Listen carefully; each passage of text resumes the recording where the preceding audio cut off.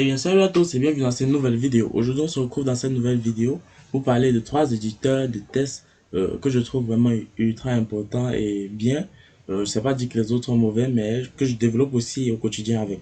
Donc, j'espère que ça vous aidera parce que suite à la demande de plusieurs utilisateurs, j'ai trouvé nécessaire de faire ce tutoriel pour mieux vous édifier et pour que ce soit mieux clair dans vos têtes. Euh, voilà. Donc, avant de passer à la transition, j'aimerais que vous likez cette vidéo et activez la cloche de notification pour être au parfum des nouvelles vidéos et pour ne pas rater les prochains tutoriels.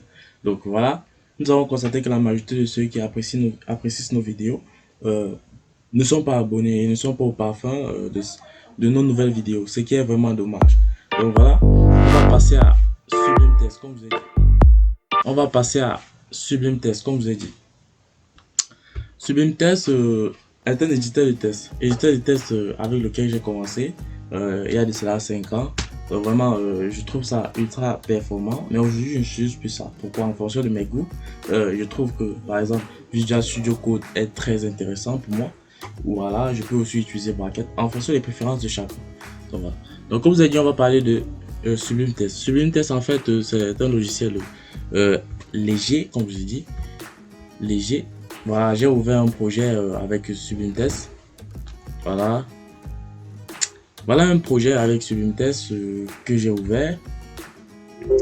Page 1.html. Voilà. J'ai essayé de mettre la structure de base du code HTML. Donc ce que vous allez constater, ce qui est bien sur Sublime Test, voilà, c'est que on peut écrire la HTML. Lorsqu'on écrit HTML, on passe sur Tab. Et vous constatez que ça énumère ou ça écrit intégralement la structure de base du code HTML. Donc voilà, comme je l'ai dit dans le premier tutoriel, on a parlé de la structure de base. Vous voyez en quelques mots, avec juste HTML, vous avez déjà cette structure de base. Donc c'est un peu l'avantage de cet éditeur de test. Vous pouvez aussi utiliser une autre balise comme P. Lorsque vous utilisez P, vous allez constater que lorsque vous tapez Tab pour la première fois, ça affiche l'ensemble des balises qui commencent par P. Lorsque vous tapez ensuite Tab encore, ça tape sur P directement. Donc vous pouvez aussi choisir ici les balises que vous voulez. Option, là ça sort directement l'option. Donc c'est un peu ça. Contrairement à Bracket, là si on venait on met la P, on ferme. Vous constatez que ça ne ferme pas automatiquement. Pourquoi? Parce que c'est pas le même système. Donc voilà. Donc pour Sublime Test, voilà un exemple ou un atout très important. Il est vrai que ça existe aussi sur Visual Studio Code. Voilà, mais c'est pas du tout la même chose. Donc sachez aussi que Sublime Test est plus léger que Visual Studio Code. Donc voilà, avec Sublime Test on a la même interface si je me trompe pas avec Bracket. Donc il n'y a pas de très grande nouveauté. On a là par exemple Edit, on a par exemple Selection. Voilà, tout à l'heure j'ai montré un petit truc là. On a par exemple Split View. Donc par exemple si vous avez l'habitude d'être très rapide sur votre code, vous pouvez là écrire par exemple votre code ici. Voilà, HTML. Et vous regardez directement de l'autre côté, ça énumère. Donc vous n'avez pas besoin de regarder de ce côté-ci. Vous n'avez pas besoin de venir vous focaliser de ce côté. Vous avez juste besoin de regarder le côté du résultat ou la fenêtre jumelle. Donc c'est important dans une certaine mesure. Donc voilà. Donc maintenant. Et ça crée ça double. Donc ça double en fait. Donc ça double. Vous pouvez créer 2 fichiers en même temps et qui ont le même contenu. Voilà. C'est un peu ça.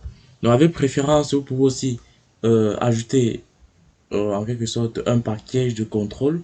Donc par exemple, si vous voulez que Sublime Test soit comme Bracket, par exemple, vous voulez par exemple que lorsque vous écrivez votre code, dès que vous enregistrez, vous visualisez directement dans le navigateur sans avoir besoin d'actualiser.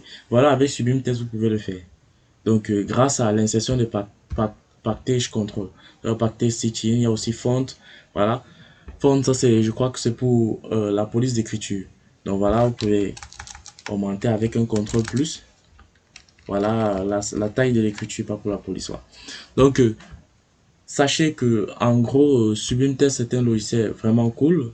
Tout dépend de chacun, tout dépend des préférences de chacun. Bon, voilà, c'est un logiciel cool par rapport aux anciens logiciels de Bloc-Notes et Notepad. À ce sujet, j'aimerais que vous suivez la vidéo jusqu'à la fin pour toi parce que j'ai un bonus pour vous qui va vraiment vous être utile si vous êtes débutant en programmation. Donc voilà. Je crois que pour Sublime Test, on a fini. Hein. On n'a pas tellement de choses là. Voilà, vous pouvez aussi voir de l'aide. Je vous conseille, si vous voulez, être plus approfondi sur le sujet. Pourquoi avec ce tuteur on peut pas en quelque sorte faire tout sur une test. Donc c'est à vous de découvrir si ça vous blase, de vraiment découvrir les fonctionnalités, voilà, le mode d'arc. Donc voilà, vous pouvez aller sur le site officiel et voir les nouvelles versions ou les nouvelles nouveautés de Sublime Test. Donc dans cette vidéo, on ne peut pas tout détailler pourquoi ce sera trop long. Donc on va passer à Visual Studio Code. Voilà. Visual Studio Code à la différence de Sublime Test est un peu plus lourd. Donc voilà le site web. Code à la différence de Sublime Test est un peu plus lourd. Donc voilà le site web https Visual Studio Code Microsoft.com. Bref, voilà. C'est pas très important. Pourquoi? Parce que je vais le mettre dans la description. Et si vous voulez télécharger, vous y allez. Donc voilà, avec Visual Studio Code, vous avez plusieurs environnements, comme par exemple sur Windows, sur Mac OS, sur Linux. Donc, vous voyez qu'avec ce Visual Studio Code du début, sachez que celui-ci, c'est Visual Basic Studio Code. Je vous conseille plutôt de télécharger celui-ci au milieu. Et vous cliquez sur Windows, si c'est 64 bits, vous cliquez là, 64 bits. Moi, si vous voulez en savoir plus. Donc voilà. Donc, c'est un logiciel très intéressant, vraiment très intéressant. Et c'est le logiciel avec lequel je programme le plus. Donc voilà. Avec Visual Studio Code, le plus intéressant, donc à la différence des autres, c'est que vous pouvez coder encore plus rapidement par rapport à Sublime Test. Donc, je vais partir là de manière chronologique. Pourquoi? Parce que, bon, il est vrai que Bracket n'est pas de la même manière, n'est pas de ce genre. Donc là, par exemple, si on met par exemple là, div. Donc, contrairement à Sublime Test où il fallait cliquer 2 fois pour que ce soit notre div même qui apparaisse, on met juste là, contrôle. On met juste là, tab. Et vous voyez que le tour est joué. On n'a plus besoin de mettre les crochets. Mais je vous conseille, bon, ça c'est dans le bonus, je ne veux pas dévoiler le bonus. Voilà, voilà div, avec div, voilà. Vous pouvez aussi créer un div avec une classe déjà. Donc, mettez là par exemple ma classe. Et vous voyez que la div a déjà été créée avec ma classe comme valeur de la classe. Vous pouvez aussi mettre comme dièse mon ID.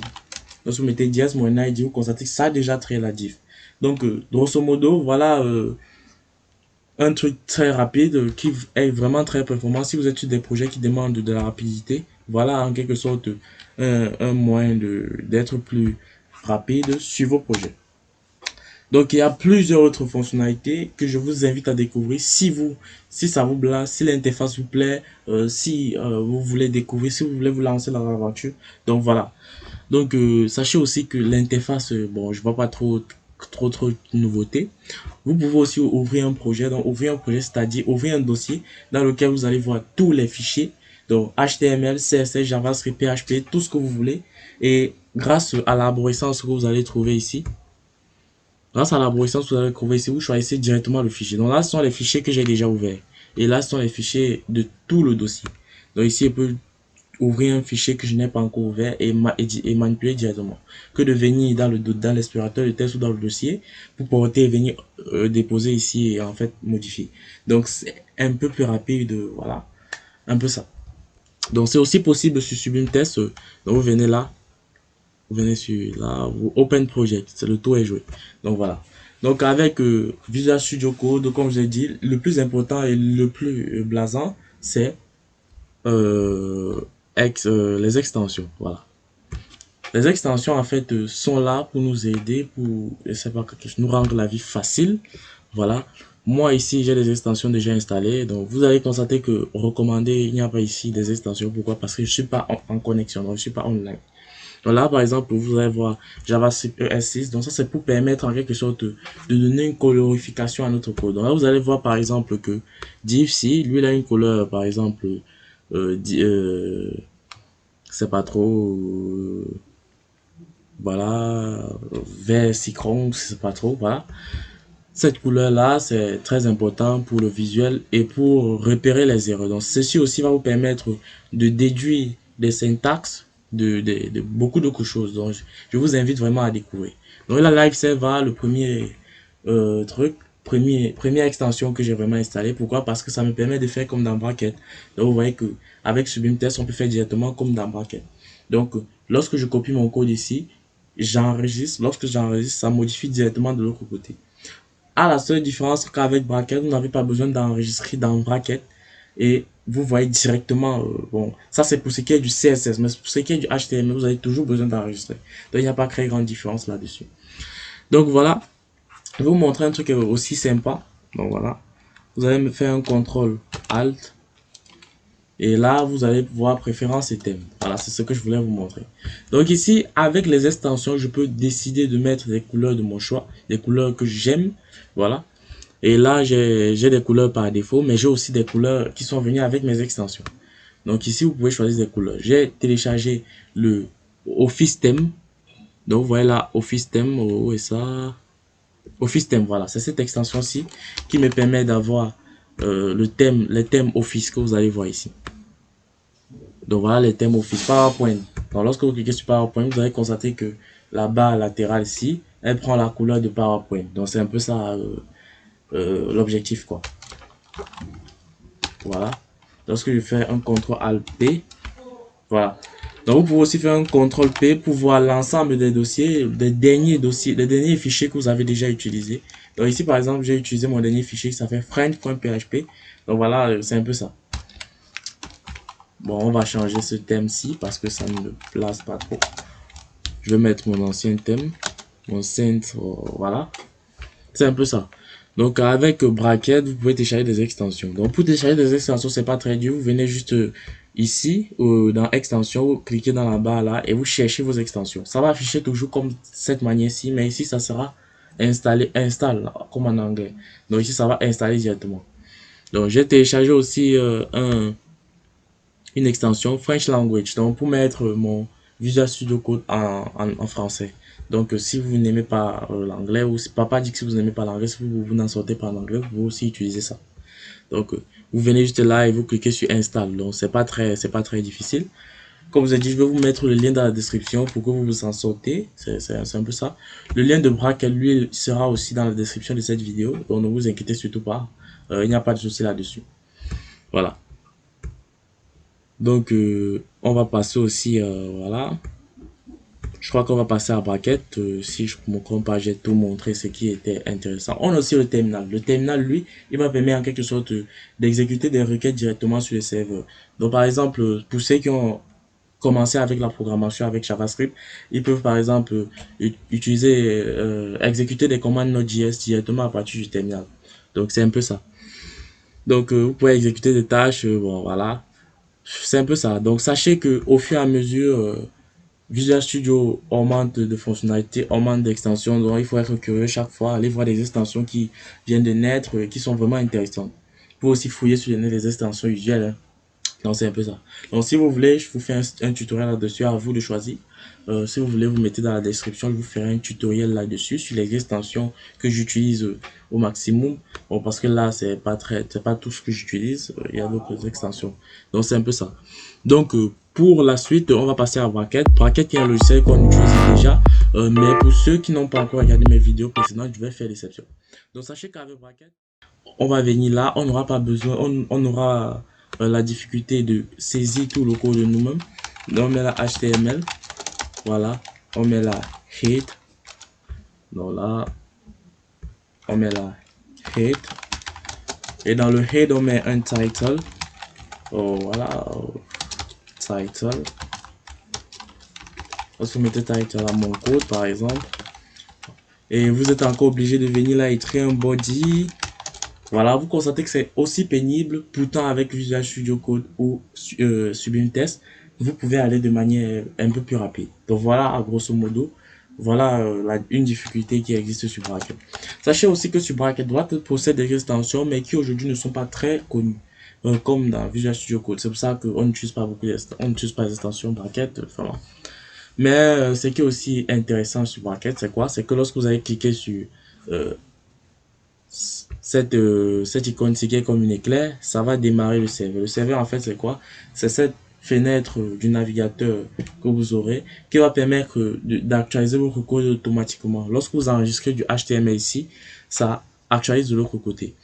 Je sais pas comment dire, pour celui qui code avec bloc-notes, il enregistre son code dans le bloc-notes et il peut encore actualiser. Donc, pour actualiser sur navigateur, il vient juste on clique là. Donc, c'est un peu ça. Voilà. Pour ce qui est de Bracket, voilà. Sachez que Bracket, on a aussi l'outil développeur tool. Mais comme la majorité du temps, on a aussi développeur tool sur tous les navigateurs. Donc voilà. Là, on fait un compte, on fait un F12 et vous allez voir développeur tool. Développeur tool, en fait, c'est pour celui qui a pour l'habitude d'utiliser le JavaScript pour voir les erreurs de JavaScript. Donc pour voir là les erreurs dont on parle ici dans la console.